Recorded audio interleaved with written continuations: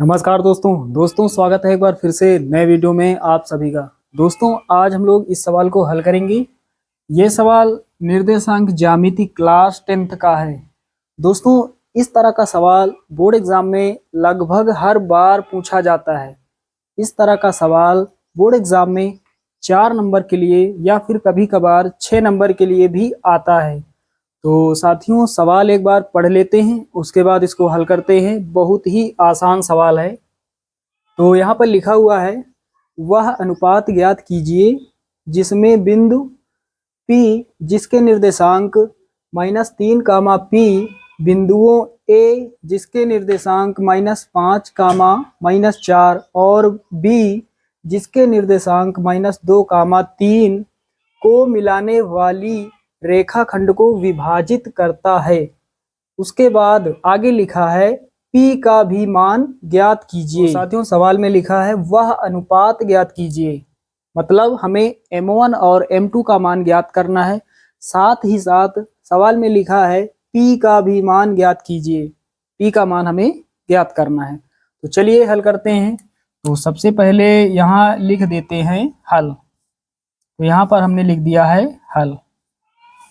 तो अब सवाल शुरू से पढ़ते हैं। लिखा है वह अनुपात ज्ञात कीजिए जिसमें बिंदु P -3 कामा P बिंदुओं A और B, तो दो बिंदु दिए गए हैं A और B।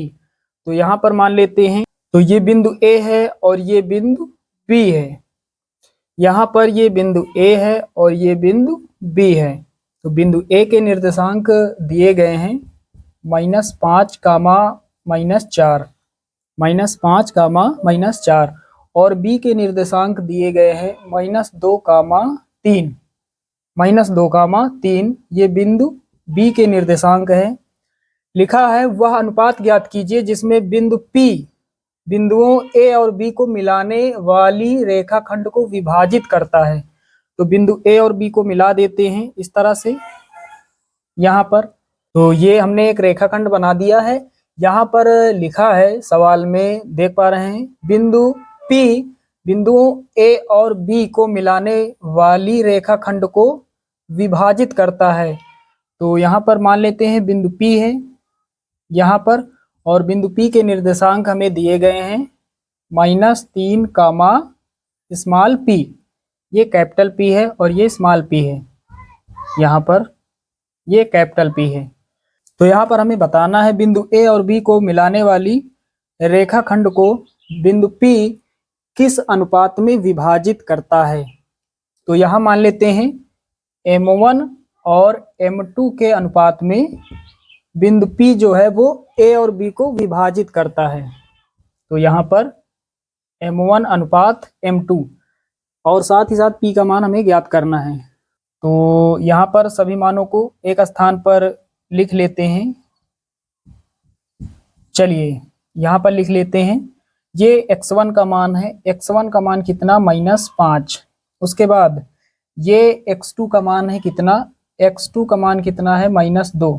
उसके बाद ये y1 का मान है, y1 का मान कितना, -4 और y2 का मान कितना, 3। उसके बाद ये x का मान है, x का मान कितना है, -3 और y का मान कितना है, p। y का मान कितना है, स्मॉल p। चलिए दोस्तों अब सूत्र रख देते हैं। तो सूत्र क्या होता है अंतः विभाजन का। तो यहाँ पर लिखेंगे सूत्र।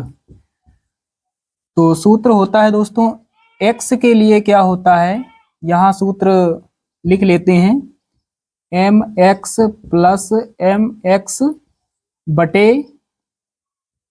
m प्लस m, ये होता है x के लिए। और उसके बाद कामा y के लिए होता है my प्लस my और बटे में m प्लस m। चलिए अब सूत्र सही से बना लेते हैं। तो यहाँ पर हमें लिख देना है 12 और 21, नीचे 12। यहाँ पर उसी प्रकार 12, 21 और नीचे 12। तो सूत्र बन गया x बराबर होता है m1 x2 plus m2 x1 बटे m1 प्लस m2 और y के लिए होता है m1y2 प्लस m2y1 बटे m1 प्लस m2। चलिए दोस्तों, यहाँ पर सभी मानों को रख देते हैं। तो पहले हम किसी एक को हल कर लेते हैं। चलिए ये इतना पार्ट हल कर लेते हैं। यहाँ पर x का मान कितना है? x का मान है -3, इसके स्थान पर -3 बराबर m1 का मान हमें निकालना है, गुणा m1 गुणा x2 का मान कितना है? -2, x2 का मान है -2, यहाँ पर -2 है, प्लस m2 यहाँ पर हमने लिख दिया गुणा x1 है -5, x1 कितना है? x1 है -5 और बटे में m1 प्लस m2। चलिए हल कर लेते हैं। m1 प्लस m2 इधर भाग में है, इधर गुणा में हो जाएगा, तो -3 का गुणा m1 से होगा तो -3 m1, उसके बाद माइनस प्लस माइनस होता है, 3 का गुणा m2 से होगा तो 3 m2 बराबर माइनस है, यहाँ पर आगे लगा लेते हैं। सबसे पहले आगे माइनस लिखेंगे और 2 का गुणा m1 से होगा तो 2 m1 हो जाएगा, यहाँ माइनस है आगे हमने लगा लिया, 2 का गुणा m1 से होगा 2 m1, उसके बाद यहाँ माइनस है, माइनस गुणा प्लस माइनस होता है, 5 का गुणा m2 से होगा तो 5 m2, कितना हो जाएगा? 5 m2 हो जाएगा। चलिए दोस्तों अब आगे हल करते हैं। अब m1 वाले पदों को एक तरफ और m2 वाले पदों को एक तरफ कर लेते हैं। तो यहाँ पर कितना है? 3 m1 और यहाँ पर है 2 m1, इधर लाएंगे तो ये प्लस का हो जाएगा, उधर माइनस का 2 m1 है, इधर प्लस का 2 m1 हो जाएगा, और यहाँ माइनस का 3 m1 बराबर माइनस का 5 m2 पहले लिख लेते हैं। ये माइनस का इधर है 3 m2, इधर आएगा प्लस का हो जाएगा 3 m2। चलिए अब हल कर लेते हैं। 2 m1 में घटाएंगे 3 m1, माइनस वाली संख्या बड़ी है तो माइनस का ही बचेगा, कितना बचेगा? माइनस का 1 m1 बराबर इधर माइनस का 5 m2 है और प्लस का 3 m2 है, यहाँ पर भी माइनस वाली संख्या बड़ी है तो माइनस का ही बचेगा, कितना बचेगा? 5 m2 में 3 m2 घटाएंगे 2 m2। अब माइनस से माइनस कट जाएगा, बचेगा क्या? m1 बराबर 2 m2। हमें m1 बटे m2 चाहिए, उधर गुणा कर रहा है इधर भाग करेगा, तो m1 बटे हो जाएगा m1 बटे m2 बराबर इधर कितना? 2, और नीचे कुछ नहीं तो 1 मान सकते हैं, हर संख्या के नीचे 1 मान सकते हैं, इधर 2 बचा, 2 के नीचे कुछ नहीं तो 1 मान लेते हैं। चलिए बटे का मतलब अनुपात ही होता है, तो m1 अनुपात m2 कितना हो जाएगा? 2:1।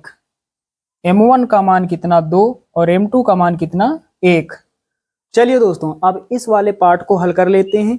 यहाँ से हमें p का मान प्राप्त हो जाएगा, तो यहाँ पर इधर कितना है? y का मान कितना है?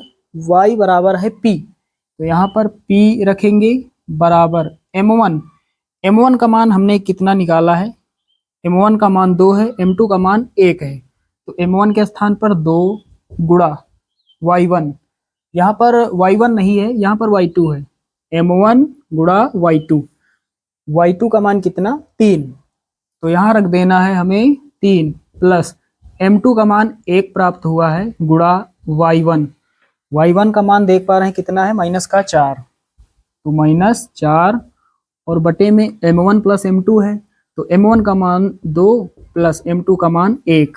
आगे हल करते हैं। p बराबर 2 6 हो जाएगा, माइनस का गुणा होगा प्लस से, माइनस गुणे प्लस माइनस होता है, फिर 4 1 के 4 और नीचे कितना? 2 1 3। आगे हल करते हैं। p बराबर 6 में घटाएंगे 4, 2 मिलेगा और नीचे कितना? 3, तो p का मान कितना हो जाएगा?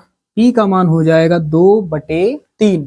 तो यहाँ पर देख पा रहे हैं दोस्तों, बिंदु जो p है ये कैपिटल P है, बिंदु P जिसके निर्देशांक -3, p, तो यहाँ पर p के स्थान पर कितना होगा?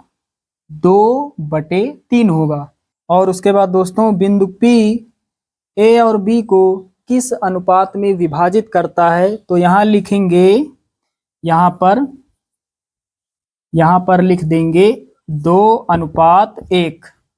M1 का मान 2 प्राप्त हुआ, M2 का मान 1। तो बिंदु P AB को 2:1 के अनुपात में विभाजित करता है। तो साथियों, उम्मीद करता हूँ कि ये सवाल आप सभी लोग अच्छे से समझ गए होंगे। चलिए दोस्तों, मिलते हैं अगले वीडियो में। तब तक के लिए जय हिंद।